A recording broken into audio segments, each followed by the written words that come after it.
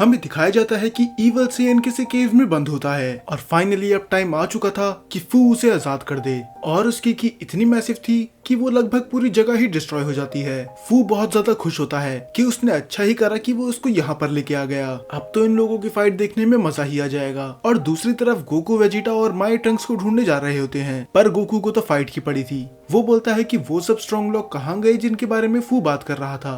Vegeta बोलता है कि अभी ये सब बकवास छोड़ो, हम यहाँ अभी ट्रंक्स को ढूंढने आए हैं और मुझे अभी तक उसकी कोई भी की महसूस नहीं हुई। पर तभी अचानक वेजिटा को एक की महसूस होती है और वो ट्रंक्स की तो बिल्कुल नहीं थी। वो की बहुत ही ज्यादा मैसिव थी और उससे भी कुछ अलग। वो की बहुत ज्यादा अजीब थी। तभी गोकू माई को बोलता है कि तुम यहाँ से चली जाओ, ये मुझे बिल्कुल ठीक नहीं लग रहा। और वो ईवल सेयन उन पे अटैक कर देता है और वेजिटा देखते ही समझ जाता है कि ये एक सेयन है। पर मैंने आज तक किसी भी सेयन में ऐसी मैसिव की महसूस नहीं करी। ये बस मैसिव नहीं, ईवल भी है। अब गोकू इतना तो समझ चुका था कि इसे जल्दी रोकना होगा। पर जैसे ही गोकू उस पे पंच करने जाता है, उस ईवल सेयन की थोड़ी एनर्जी गोकू के अंदर आ जाती है और गोकू का ऑरा भी करप्टेड होने लग जाता है और फाइनली गोकू भी बन जाता है ईवल गोकू। और वो आते ही वेजिटा पे अटैक कर देता है। वेजिटा को समझ में नहीं आता कि आखिर इसे हुआ क्या, पर गोकू अटैक करना बंद नहीं करता और जैसे ही उसका एक अटैक माई पे लगने वाला था, बीच में आ जाता है ट्रंक्स। पर आखिरकार ये कूलर से बचा कैसे? तब वेजिटा बोलता है कि तुम गोकू को संभालो, मैं उस ईवल सेयन को देखता हूँ। तो वेजिटा उस ईवल सेयन से लड़ने जा ही रहा होता है, तभी अचानक से उस पे कोई अटैक करता है और वो कोई और नहीं था, कूलर। फिर हमें दिखाया जाता है कि फू ये सब देख रहा होता है और वो बताता है कि ये है कंबर, ये एक ईवल सेयन है और जो भी इसकी ऑरा को बिना प्रोटेक्शन के छुएगा वो खुद भी ईवल बन जाएगा। और तभी ट्रंक्स बताता है कि कूलर हमारी साइड है। इसका मतलब कूलर वेजिटा पे अटैक करके बस उसे बचा ही रहा था। तब कूलर बोलता है, पर ये मत समझना कि हम लोग दोस्त हैं, बस ये समझ लो हम दोनों का दुश्मन एक है। दरअसल कूलर को भी इस जगह से बाहर निकलना है। अब गोकू कूलर पे अटैक करने लग जाता है और दूसरी तरफ माई ट्रंक्स को उसकी तलवार और बाकी चीजें दे देती है ताकि वो भी अच्छे से लड़ सके। तब कूलर बोलता है कि फू ने मुझे एक चीज बताई कि मेरा छोटा भाई अब मुझसे भी ताकतवर हो चुका है। उसने एक ऐसी गोल्डन फॉर्म अचीव कर ली जो सुपर सेयन गॉड की बराबरी की है। तो अगर मेरा छोटा भाई ये कर सकता है तो मैं भी कर सकता हूँ। और वो चिल्ला के अपनी एनर्जी बढ़ाने लग जाता है और फाइनली बन जाता है गोल्डन कूलर। अब वो गोकू को बड़ी आराम से हरा पा रहा था क्योंकि सुपर सेयन गोकू में इतनी ताकत नहीं थी कि वो गोल्डन कूलर को हरा सके, क्योंकि ये फ्रीजर से भी ज्यादा पावरफुल है। और उसके एक पावर बॉम्ब के बाद गोकू फिर से पहले जैसा हो जाता है। ट्रंक्स उसे सारी बातें समझाता है कि किस तरह वो करप्ट हो गया था। तब गोकू बोलता है कि अगर हमें उससे बचना है तो हमें अपने आसपास एक ऑरा का बैरियर बनाना होगा जिससे हम उसके डायरेक्ट टच में ना आए। और माई को भी पता था कि ये गोकू और वेजिटा से तो बहुत ज्यादा पावरफुल है, तो वो अपनी जेब से निकालती है पोटारा इयररिंग्स। इसको ये सुप्रीम का एनी दी थी जब ये लॉर्ड बीरस के प्लेनेट पे आई थी। वो गोकू और वेजिटा को वो इयररिंग्स दे देती है और बोलती है कि अगर इसे हराने का कोई तरीका है तो वो बस फ्यूजन ही है। ट्रंक्स कंबर को रोकने की कोशिश करता है। वो कोशिश करता है कि वो उसके डायरेक्ट हिट में ना आए, पर कंबर उसे पकड़ ही लेता है। पर इससे पहले वो उसे करप्ट कर पाता, बीच में आ जाता है कूलर, पर उसके हिट भी इस पे काम नहीं करते। और ये देख के वेजिटा समझ जाता है कि अगर गोल्डन कूलर उसे नहीं हरा पा रहा तो फ्यूजन के अलावा सच में कोई और रास्ता नहीं है। और फाइनली वो कर लेते हैं फ्यूजन और बन जाते हैं वो विजिटो। कंबर को भी महसूस हो गया था कि ये कोई आम सेयन नहीं है, तो वो ट्रंक्स को छोड़कर उसी पे अटैक करना चालू करता है और अपनी पूरी पावर से हिट करता है विजिटो को। और ये लोग इतनी जल्दी फ्यूजन कर लेंगे इसकी उम्मीद तो फू ने भी नहीं की थी। इसका मतलब अब फाइनली इन्हें रियल मैच देखने के लिए मिलने वाला है। पर पता नहीं अचानक से ऐसा क्या होता है, कंबर की हालत खराब हो जाती है और वहाँ से ट्रंक्स भी गायब हो जाता है। इसका मतलब वेजिटो ने ये इतनी फास्ट करा कि किसी को कुछ दिखा ही नहीं। वो तो छोड़ो, खुद ट्रंक्स हैरान था कि आखिर आप लोग मुझे वहाँ से यहाँ कब लेके आए, मैं तो देख ही नहीं पाया। तब वेजिटो बोलता है कि अभी ये समझाने का वक्त नहीं है, तुम बस यहाँ से पीछे रहो। और वेजिटो फिर से उस पर अटैक कर देता है, यहाँ तक कि कंबर भी मान लेता है कि मैंने कभी नहीं सोचा था कि कोई मेरी बराबरी कर पाएगा, पर अफसोस तुम्हें मरना होगा। और वो अपनी इवल एनर्जी से उस पर अटैक कर देता है, पर विजिटो उस अटैक को डॉज कर लेता है और कायोकिन 10 की मदद से वो और भी ज्यादा फास्ट हो जाता है। और ये दोनों इतनी एनर्जी रिलीज कर रहे थे कि उस प्लेनेट पे क्रैक करने लग जाते हैं। वो अपने पावर बॉम्ब और विजिटो अपने फाइनल फ्लैश दोनों ही अपने स्ट्रॉन्गेस्ट अटैक का यूज करते हैं और इससे फाइनली वो चैन टूट जाती है। पर अभी इनमें से ये चीज कोई नोटिस नहीं कर पाता सिवाय कूलर के। कंबर को अब ये तो समझ में आ चुका था कि वो वेजिटो को कभी नहीं हरा पाएगा, तो वो फाइनली आसमान में एक फेक मून बना के बन जाता है ओजारू और वो अपनी फुल एनर्जी से उन पे अटैक कर ही देता है। हालांकि ये अटैक वेजिटो रोक लेता, पर अफसोस उनकी टाइम लिमिट खत्म हो जाती है और वो दोनों हो जाते हैं अलग।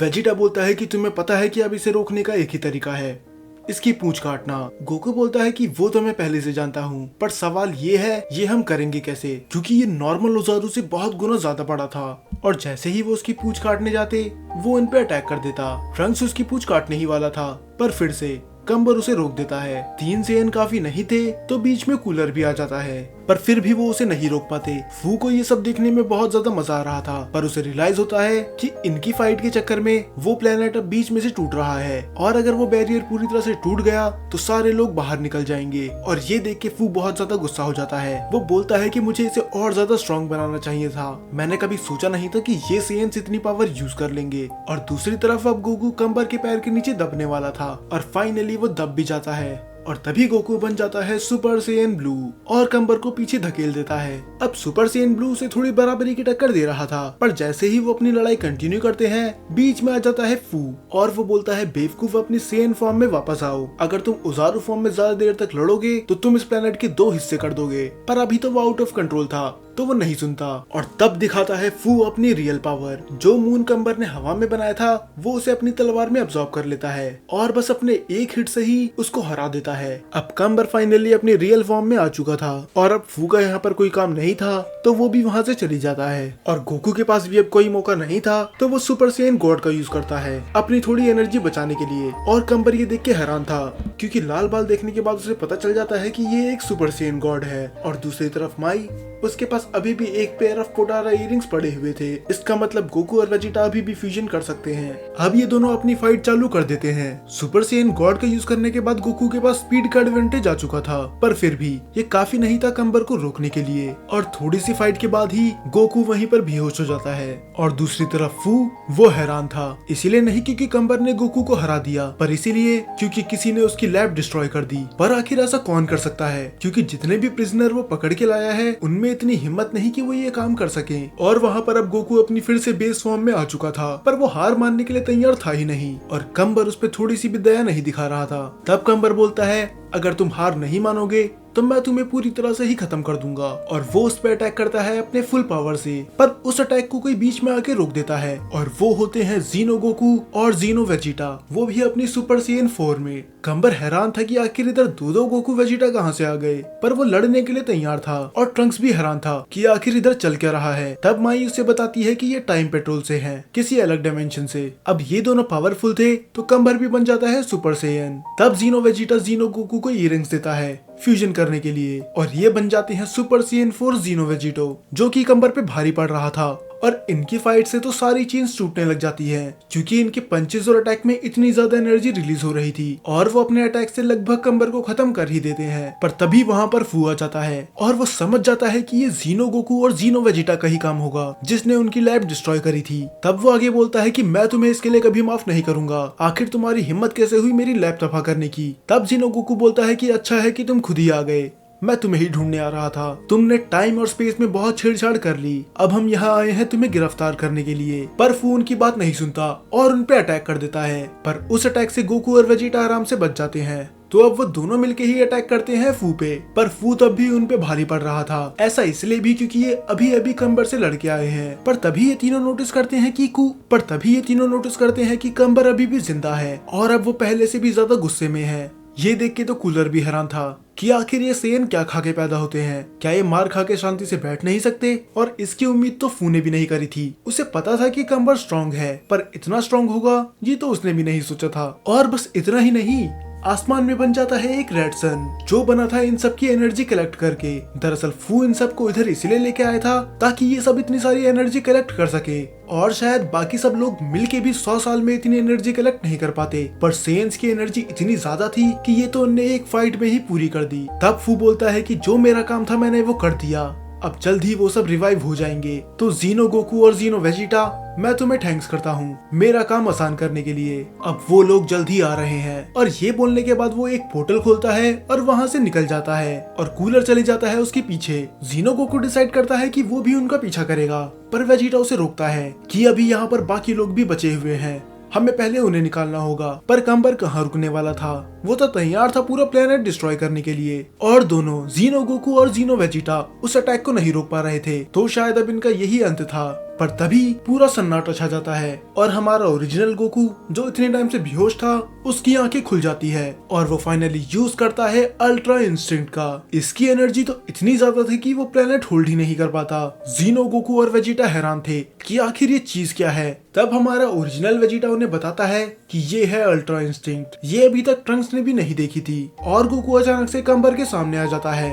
ये देख के तो वह हैरान था क्योंकि गोकू की स्पीड लाइट से भी कई गुना ज्यादा तेज थी और बस गोकू के एक पंच से ही कंबर बहुत दूर जाके गिर जाता है। ऐसा पहली बार हो रहा था कि कोई उस पे इतना भारी पड़ रहा है। जीनो गोकू देख के तो ये हैरान था क्योंकि इसने ऐसी पावर कभी महसूस नहीं की थी। पर ये अभी गोकू की तारीफ करने का टाइम नहीं था, तो वो बाकी सबको लेता है और टेलीपोर्ट करके वहाँ से निकल जाता है। और वो प्लेनेट धीरे धीरे खत्म हो रहा था, पर गोकू अभी वापस नहीं जा सकता था क्योंकि उसे कंबर को रोकना था। और कंबर अपनी पूरी जी जान लगा देता है उसे पूरी मारने की कोशिश करने के लिए, पर उसका एक हिट भी गोकू को नहीं लगता।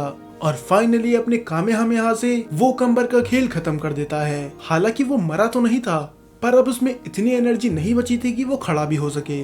पर फाइनली कुछ अजीब चीज होती है। जो सन इतनी देर से हवा में बन रहा था वो क्रैक होने लग जाता है और उसमें से निकलते हैं कुछ लोग और उनमें से एक होता है जामासू। पर जामासू जिंदा हुआ तो हुआ कैसे? दरअसल ये सब प्लान फू का था। उसने ये प्लेनेट ही इसलिए बनाया था ताकि वो जामासू को जिंदा कर सके सेयंस की एनर्जी लेके। और अब उसका काम हो चुका है, तो जामासू कंबर को उठाता है और वहां से निकल जाता है। गोकू को तो कुछ समझ में नहीं आता कि आखिर इधर क्या चल रहा है, पर अब वो देखता है कि प्लेनेट पूरी तरह से डिस्ट्रॉय हो रहा है। पर अब उसके पास इतनी पावर नहीं बची हुई थी कि वो टेलीपोर्ट भी हो सके, तो वो अपनी एनर्जी कलेक्ट करने लग जाता है। पर इतने में ही वो पूरा प्लेनेट ही डिस्ट्रॉय हो जाता है और ये एपिसोड यहीं पर खत्म हो जाता है।